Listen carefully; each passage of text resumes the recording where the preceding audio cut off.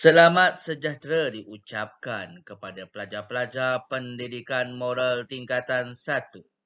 Hari ini pelajar-pelajar akan mempelajari unit 13 iaitu patuhi etiket keluarga harmoni.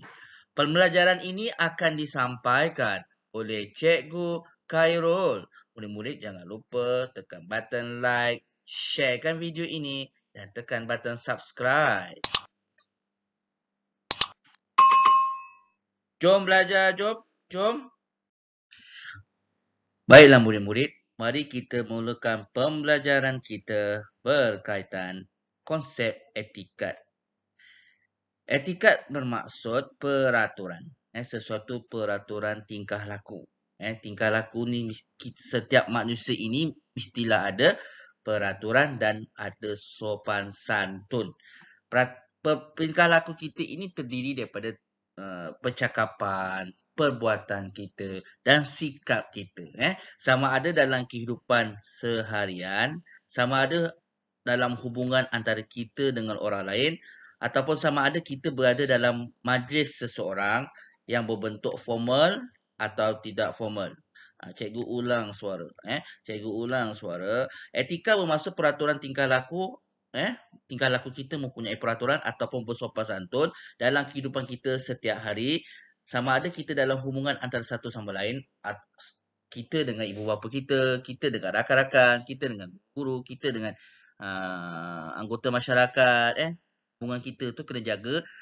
Atau ketika kita berada di dalam majlis, sama ada dalam majlis formal, majlis rasmi seperti majlis perhimpunan sekolah dan sebagainya, serta majlis tidak formal. Majlis tak formal ni tak formal lah, seperti majlis rumah hari jadi, sambutan hari jadi dan sebagainya. Etikat di rumah. Kita belajar sekarang tentang etikat di rumah. Okey, etikat di rumah merupakan peraturan tingkah laku. Okey, sama macam tadi, memasuk etikat. Peraturan tingkah laku kita, perbuatan yang sopan santun yang sepatutnya diamalkan dalam kehidupan kita pada setiap hari bagi keluarga masing-masing. Maksudnya, segala tingkah laku kita mestilah mempunyai peraturan atau sopan santun yang perlu diamalkan oleh kita pada setiap hari mengikut budaya keluarga kita masing-masing. Etika di rumah disampaikan secara lisan atau bertulis oleh ibu bapa dan anggota keluarga yang lebih tua seperti datuk, nenek. Okey.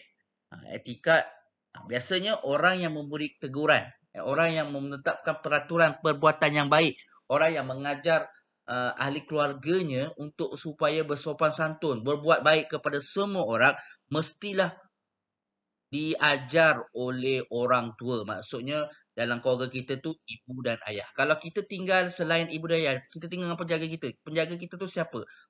Ayah angkat, mak angkat, pakcik kita, makcik kita, atuk kita, nenek kita. Jadi mereka itulah yang mengajar kita tentang peraturan tingkah laku ataupun perbuatan yang baik yang harus diamalkan ataupun perbuatan yang sopan santun. Etika ini diamalkan sejajar dengan peraturan dan norma masyarakat. Okey, cikgu kata sejajar. Sejajar ni maksudnya seiring. Seiring ni maksudnya sama, sama konsep. Seiring sama konsep, tak ada lain-lain, orang lain buat lain, kita buat lain, tak ada. Semua konsepnya sama, sama dengan peraturan dan norma masyarakat.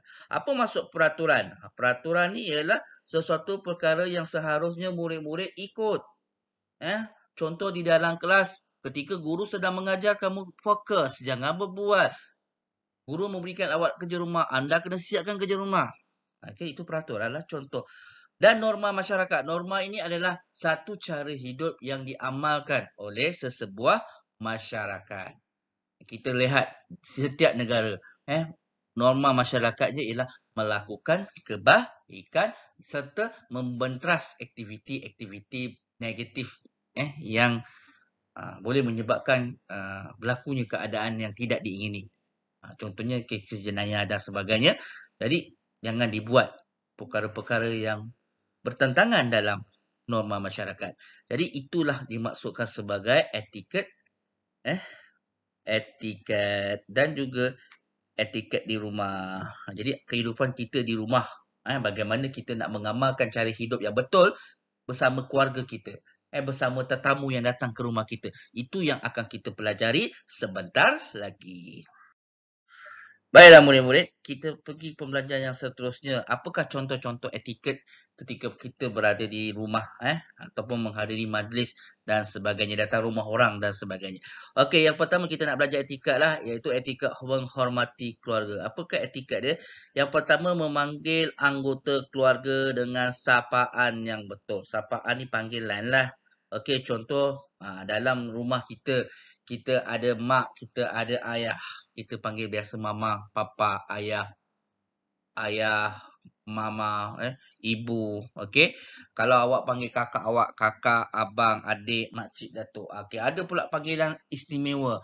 Contohnya, kalau anak yang sulung panggil abang long, abang ngah, kak long, kak ngah.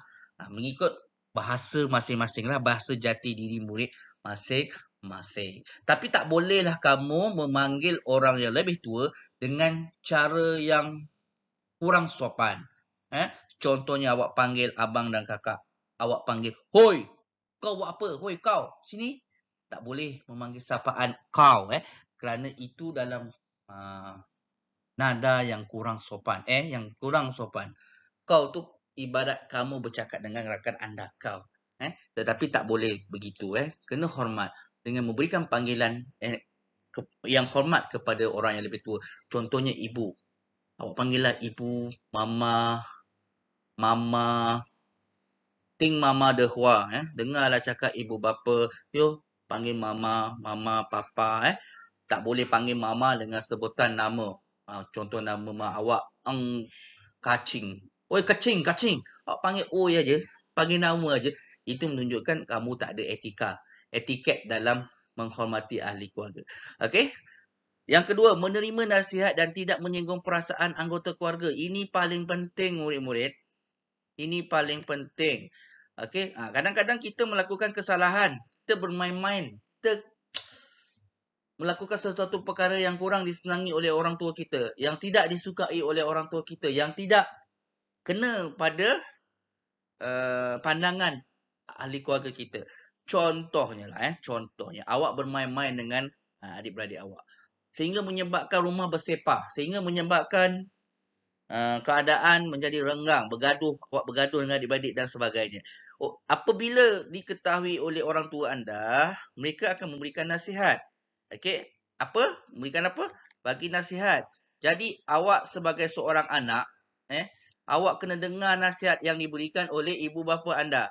Jangan sesekali melawan cakap ibu bapa anda. Jangan sesekali awak cakap, saya tak salah mah, dia salah mah. Tak boleh. Awak kena dengar nasihat. Contoh kalau mama kata kemas rumah, awak kena kemas rumah lah. Kalau ibu ayah awak kata suruh awak sapu sampah, awak kena sapu sampah. Suruh awak jaga adik-beradik, awak kena jaga adik-beradik. Sebab apa? Kalau awak melawan cakap ibu bapa dengan enggan menuruti kata-kata nasihat ataupun arahan daripada ibu bapa, okey, ditakuti anda menyinggung perasaan ahli keluarga anda, terutamanya ibu bapa anda.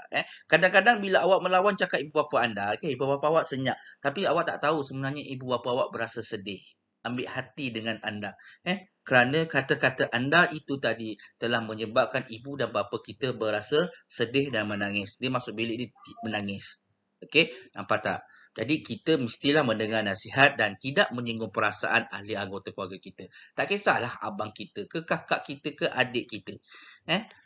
Nak bercakap mestilah dengan bersopan santun. Tidak boleh meninggikan suara dengan orang tua dan tidak boleh menggunakan bahasa yang kesat. Bahasa yang keterlaluan. Tidak boleh. Seterusnya bersuara lembut dan berbahasa sopan. Ini tadi saya kata tadilah. Jangan meninggikan suara. Jadi kamu kena buat apa? Gunakan bahasa yang lembut. Contohnya lah, kamu dah tolong mama awak masak. Pagi-pagi buat sarapan nasi goreng.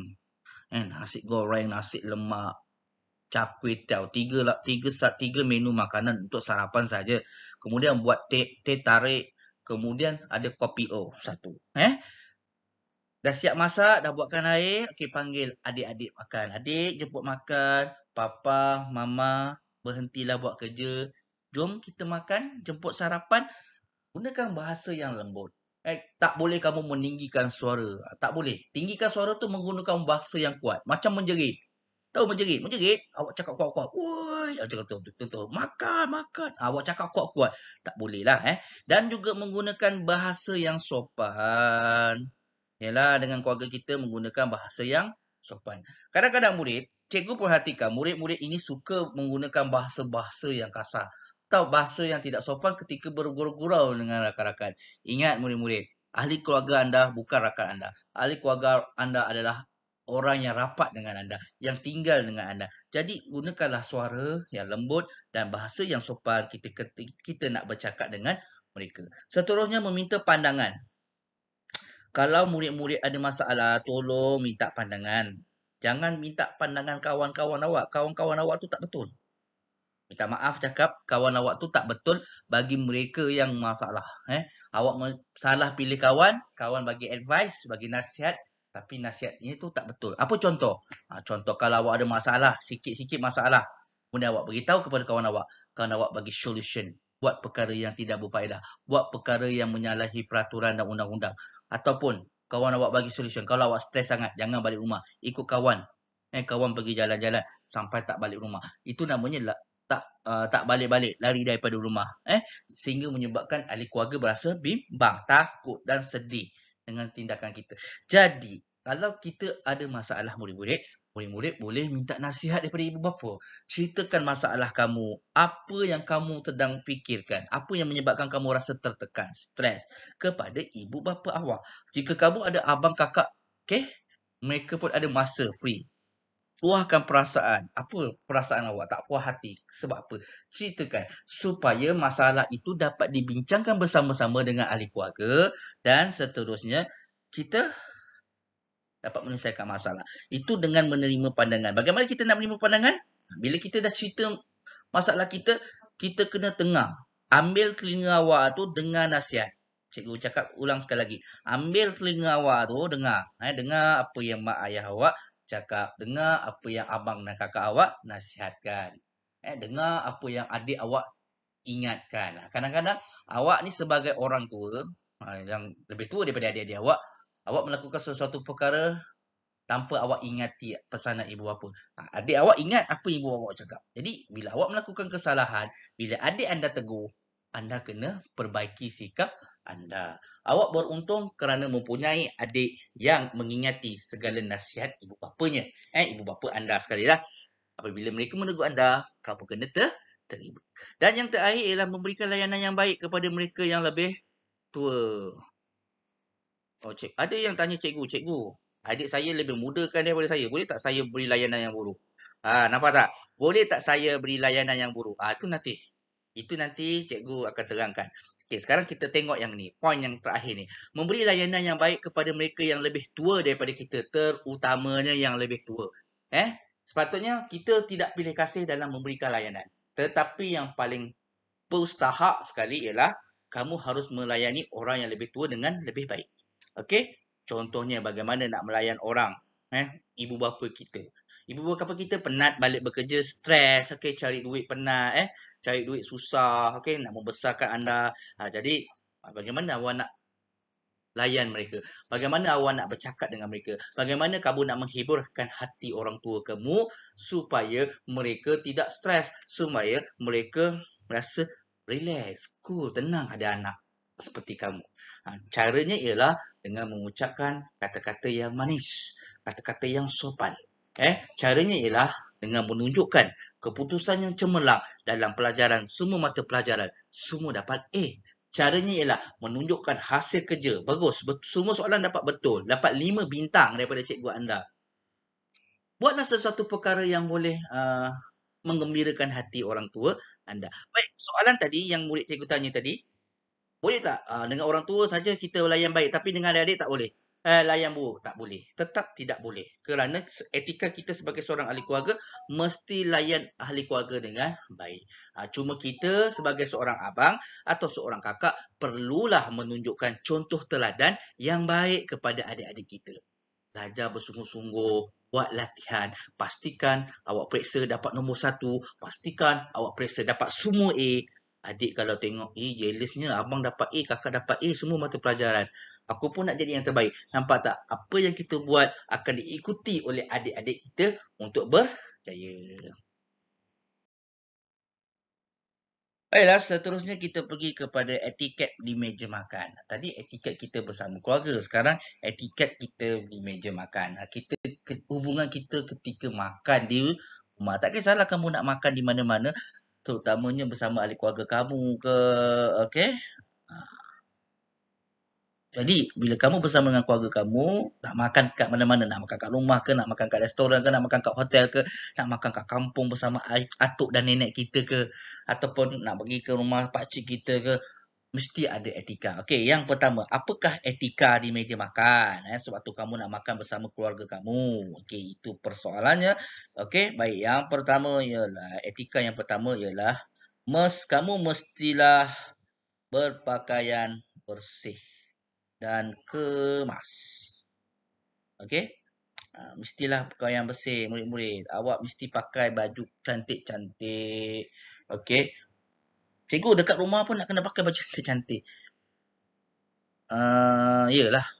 Baju yang kemas lah. Kalau kamu berada di luar, kamu nak makan luar bersama keluarga kamu, takkan kamu nak pakai baju singlet, t-shirt dalam. Takkan kamu nak pakai baju yang semalam bau tak basuh lagi. Okey, mesti pakaian yang bersih dan juga mesti pakaian yang kemas. Kalau kamu tengok adik kamu, abang kamu tak mandi, tak gosok gigi dan sebagainya. Pakaian-pakaian 2 hari lepas dia pasti pakai. Kemudian berbau. Kamu selesa tak nak makan dengan sebelah abang kamu itu? Mesti tak selesa. Mesti kamu rasa marah. Begitu juga dengan ahli keluarga kita. Kalau kita berpakaian tidak kemas dan pakaian kotor dan makan bersama-sama dengan ahli keluarga kita, maka kita pun, semua ahli keluarga pun tak selera nak makan. Okey? Sebab itu kalau kita nak makan bersama-sama dengan keluarga kita, walaupun kita berada di rumah, mestilah pakaian yang bersih yang mak ayah kamu dah tolong basuh ataupun awak dah tolong basuh. Okey? Mestilah pakaian itu dipakai dengan kemas. Yang kedua, makan apabila semua anggota keluarga sudah hadir di meja makan. Cikgu ulang. Makan apabila semua anggota keluarga sudah hadir. Hadir. Tu hadir. Sudah ada. Sudah datang. Nak makan ni datang ke meja. Contohnya gambar ni lah. Semua dah ada. Baru kita boleh makan sama-sama. Okey? Ini tidak. Mak kamu sibuk masak, penat masak, letak atas meja, kamu datang, kamu terus makan. Kamu tak tunggu orang lain. Itu salah. Okey? Itu salah. Kalau kamu melakukan perkara itu sebelum itu, kita tukarlah budaya yang lebih baik. Budaya masyarakat Malaysia ialah budaya yang sopan santun, hormat orang tua. Jadi kita tukar perangai kita tukar tingkah laku kita, makan bersama-sama dengan ahli keluarga kita. Tunggu ayah tengah semayang. Tunggu ayah tengah buat kerja kat bilik. Tunggu ayah tengah ada perbincangan dengan mak kat atas. Tunggu dia turun, pergi ke dapur meja makan. Kemudian makan sama-sama. Ya, ada. Cikgu tahu kamu masak. Kamu tolong mak ayah kamu masak. Okay, kamu sediakan. Okey, kemudian kamu panggil semua turun makan bersama-sama. Dengan syarat menggunakan apa? Bahasa yang sopan. Seperti mana yang telah cikgu ajar tadi. Okey, seterusnya. Mendahulukan orang lebih tua untuk mengambil makanan. Apa maksudnya murid-murid? Cikgu yakin dah pasti ada 9 murid cikgu yang kurang faham. Mendahulukan ni maksudnya ialah, contoh kalau kamu makan bersama keluarga kat sini. Contoh ni pinggan kosong. Pinggan ni kosong, tak ada nasi. Okey, apa-apa biar orang tua yang isi nasi dia dulu kat pinggan dia. Contohnya, mak cedokkan nasi untuk ayah dulu. Okey, mak cedokkan nasi untuk mak. Mak baru cedokkan nasi untuk abang, untuk kakak dan cedokkan nasi untuk kita. Begitu juga dengan lauk. Ni lauk. Lauk ni apa? Lauk ni contohnya telur goreng, ayam masak kicap, okey, chicken chop dan sebagainya lah. Okey? Biar orang tua kita yang ambil makanan ni dulu. Okey? Mengambil makanan, serve makanan dia dulu. Barulah kamu ambil makanan.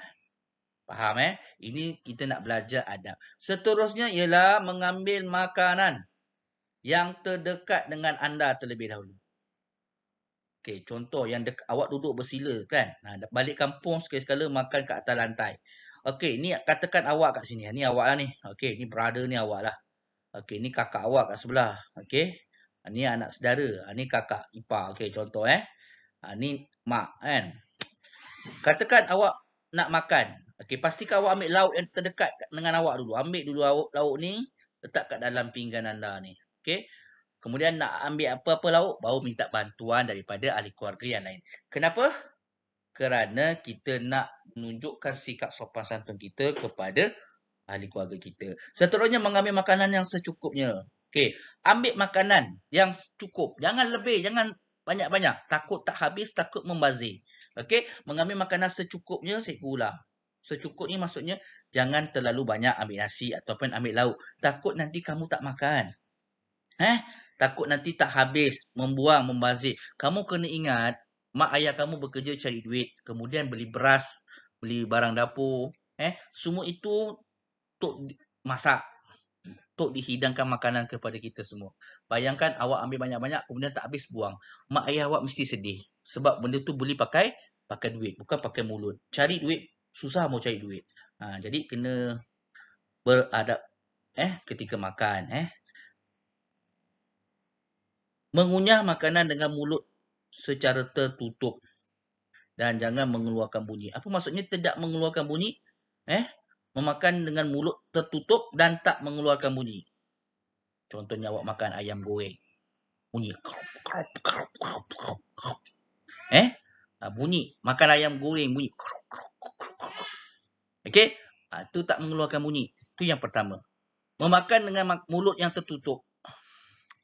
Masa makan tu, pastikan masa awak mengunyah makanan tu, mulut tu tutup. Jangan nganga. Nampaklah makanan yang awak tengah gigit, tengah ngunyah tu.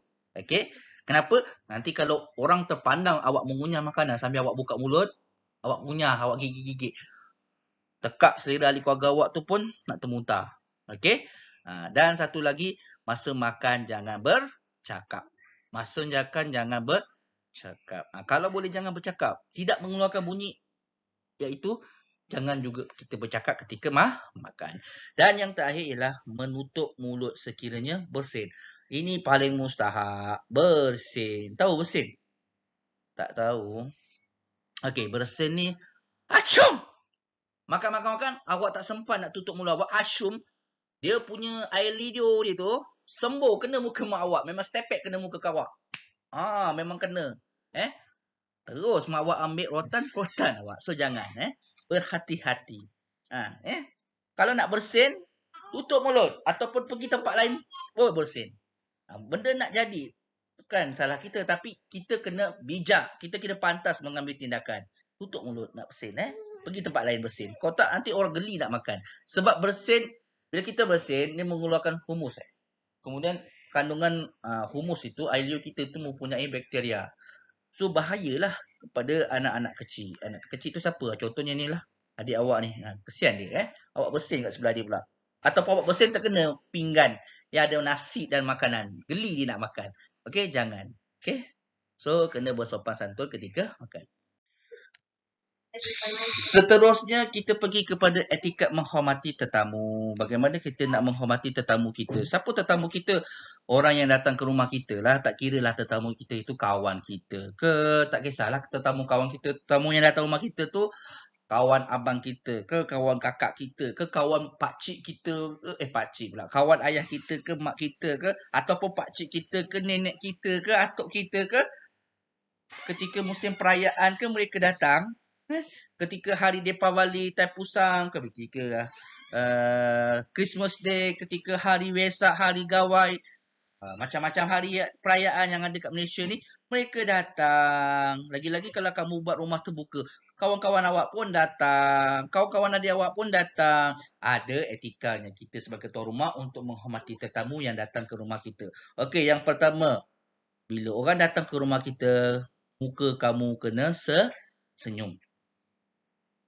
Tak kiralah kawan kamu tu bangsa Melayu ke, Cina ke, India ke, Sing ke, Kadazan ke, Iban ke, Murut ke, Malanau ke, senyum. Orang asli ke, senyum. Muka sentiasa manis. Smile. Okay, kena smile, senyum. Semasa menyambut kehadiran tetamu datang. Okay, biasa tetamu datang. Okay, kita datang ke rumah orang, kita mesti salam. Salam lah tetamu tu. Okay, kalau tetamu tu nak salam. Okay, janganlah musim pandemik COVID pun kamu nak salam. Takut jangkitan. Pandemik COVID memang tetamu tak dibenarkan datang ke rumah orang, takut dijangkiti. Tetapi kalau tak ada musim PKP ataupun pandemik COVID-19 dapat diatasi dan kita dapat menjalani kehidupan normal seperti biasa, barulah kita bersalam dengan tetamu yang datang ke rumah kita. Yang kedua, bersalam mengikut kesesuaian. Ni contohlah dalam gambar di bawah ni. Okey. Ikut kesesuaian kita lah. Okey. Kalau kawan kita yang Muslim, terutamanya kaum Melayu, mereka bersalam memang bercium tangan. Tu adab dia lah. Okey. Tu adab. Cium tangan. Okey. Itu memang dia punya budaya. Budaya tradisi masyarakat Melayu di Malaysia. Kalau okey, seterusnya mempersilakan tetamu masuk ke rumah. Mempersilakan ni maksudnya apa? Jemput. Mereka dah datang kat luar, dah salam. Okey, jemput masuk. Bang, masuk rumah bang. Jemput. Okey, sila masuk rumah bang, sila. Okey, seterusnya memberikan layanan yang terbaik dan ikhlas terhadap tetamu. Awak bila jumpa tetamu, don't be fake ataupun jangan berpura-pura baik dengan tetamu. Belakang-belakang tetamu ataupun tetamu tu dah balik, kamu kutuk tetamu kamu. Kamu buat viral tetamu kamu yang datang ni kurang ajar apa semua. Jangan. Okey, memberikan layanan yang terbaik. Tak kisahlah kawan kita tu lain bangsa, lain kaum. Okey, ketika kamu buat open house, makan bersama-sama, nampak ni ada Cina, ada India, ada Iban, ada yang Melayu. Layan dengan baik dan ikhlas. Okey. Itu cara kita nak menghormati tetamu. Seterusnya, menghidangkan makanan kepada tetamu. Hidangkanlah makanan yang bersesuaian kepada tetamu yang datang. Kalau awak jemput kawan awak yang Muslim, bagilah dia makanan yang halal. Belikan daripada kedai-kedai Muslim, hidangkan untuk dia makan. Kalau kawan kita India, okey, kita kena jaga sensitiviti kaum juga. Kawan kita juga. Kalau contoh pelajar India, kawan kita India, kita kena tahu dia tak makan apa, dia tak makan daging. Okey, jadi sediakan makanan yang dalam bentuk vegetarian yang dia sendiri boleh makan. Kadang-kadang dia puasa, dia minum susu. Sediakanlah apa yang dia nak makan. Tanya siap-siap kalau kita nak jemput dia makan kan kat rumah kita. Okey, begitulah dengan kawan-kawan lain-lain. Kita kena sensitif dengan sensitiviti kawan-kawan kita. Seterusnya menjemput tetamu makan. Dah tetamu datang. Takkan awak bercakap aja, bersembang aja. Sekurang-kurangnya kalau tetamu datang, buatkanlah air. Okey, sediakan air, minuman, sediakan makanan sikit. Kalau tak ada makanan sikit, minuman pun jadilah. Okey, minuman pun jadilah. Okey, itu adalah contoh etika menghormati tetamu. Baiklah, pembelajaran terakhir kita berkaitan kepentingan mematuhi etiket di rumah. Okey, sebentar tadi kamu dah belajar etiket ketika di meja makan, etiket melayu tetamu, etiket ketika kita melayani orang tua, hubungan antara kita dengan ahli keluarga. Jadi, apakah kepentingannya mematuhi etiket yang telah ditetapkan? Tingkah laku kita yang perlu ada peraturan, yang perlu diikuti beserta sikap sopan santun yang perlu diamalkan. Okey. Jadi, apa yang kita dapat daripada etiket mematuhi etiket di rumah ni? Iaitu bersikap ingin membantu. Dari sini cikgu dapat rangkumkan. Kalau kamu sebagai seorang anak, anak lelaki, kamu tolonglah bapa awak basuh kereta, basuh motor, okey, sapu-sapu sampah di laman rumah, bersihkan rumah. Okey, kalau anak perempuan pula, kamu kena buat apa? Kamu kena mak ayah kamu masak sedap-sedap, tak pandai masak belajar, dan kamu ayah kamu basuh baju, sidai baju, lipat baju, okey. Kenalah bantu mop rumah, okey, berkongsi dengan ahli keluarga yang lain dan kena buat kerja sama. Okey, seterusnya kepentingannya ialah mewujudkan keharmonian hidup. Okey, mewujudkan keharmonian hidup. Kalau kita melakukan ada sikap ingin membantu, okey, kalau semua dapat melaksanakan etiket, dapat berbuat baik antara satu sama lain, apatah lagi dengan jiran yang datang ke rumah kita, kita mewujudkan ataupun melayan mereka dengan baik, maka kita dapat mewujudkan keharmonian hidup. Tak adalah gaduh-gaduh. Kalau semua ahli keluarga dapat hormat antara satu sama lain, keluarga akan bahagia. Keluarga kita akan bahagia dan awak akan terasa keharmonian hidup anda bersama ahli keluarga yang tercinta. Yang seterusnya adalah menjaga nama baik diri dan keluarga. Ini yang paling mustahak sekali lah. Okey. Kadang-kadang kalau kamu selalu bergaduh dengan adik-beradik anda, okey, bergaduh, lawan cakap ibu bapa anda, jiran-jiran pun sudah tahu you ni ada masalah. You ni masalah. Jadi secara tidak langsung telah merosakkan nama. Tetapi kalau kamu adalah seorang yang bermoral, seorang yang mempunyai akhlak mulia dan beretika, kamu mematuhi etiket di rumah, maka secara tidak langsung kamu telah menjaga nama baik kamu telah menjaga nama baik ahli keluarga kamu. Okey, nama baik keluarga. Okey, orang akan memuji keluarga kita. Okey, seterusnya kepentingan mematuhi etiket di rumah ialah mengamalkan sikap toleransi dan tidak pentingkan diri. Yang ini adalah paling mustahak. Okey, mengamalkan sikap toleransi dan tidak mementingkan diri. Secara tidak langsung sikap toleransi. Okey, tidak pentingkan diri. Okey, kamu boleh menerima kekurangan, kamu boleh bertolak ansur antara satu sama lain, terutama dengan ahli keluarga kamu, dengan tetamu kamu. Maka sikap yang baik ini kamu dapat latih dalam diri kamu. Seterusnya ialah melatih perasaan, menjaga perasaan dan hubungan baik dengan pihak lain. Ini kalau kamu seorang yang dapat melayan tetamu dengan baiklah. Jadi perasaan dan hubungan baik dengan pihak lain dapat dijaga. Tak adalah kalau tetamu datang ke rumah kita, gaduh-gaduh. Kamu pun buat masam muka dan gaduh. Tidak. Jika kamu dapat menjaga tetamu, kamu dapat menjaga percakapan, perbuatan, maka hubungan kita dengan jiran, dengan rakan-rakan, saudara kita yang datang ke rumah kita akan menjadi lebih baik. Dan yang terakhir sekali ialah kepentingan mematuhi etiket di rumah ialah bersikap sopan santun. Okey, kita akan melatih kita bersikap sopan. Dah sentiasa bercakap dengan baik, tunjukkan tingkah laku yang baik, tidak bersikap buruk depan orang. Okey, dan juga awak sentiasa menghormati pihak lain. Okey, tidak pentingkan diri, tidak anggap diri kamu tu bagus, orang lain salah. Maka bersikap sopan dan menghormati pihak lain dapat dilatih, dapat dipupuk dalam hati anda. Itulah pembelajaran kita pada hari ini. Cikgu harap sedikit sebanyak membantu kamu untuk menjadi seorang ahli keluarga yang baik di samping melayan tamu dengan baik. Sampai sini saja pembelajaran kita.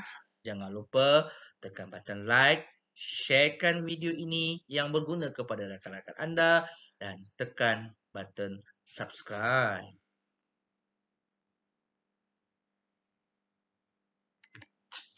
Sekian daripada cikgu. Terima kasih.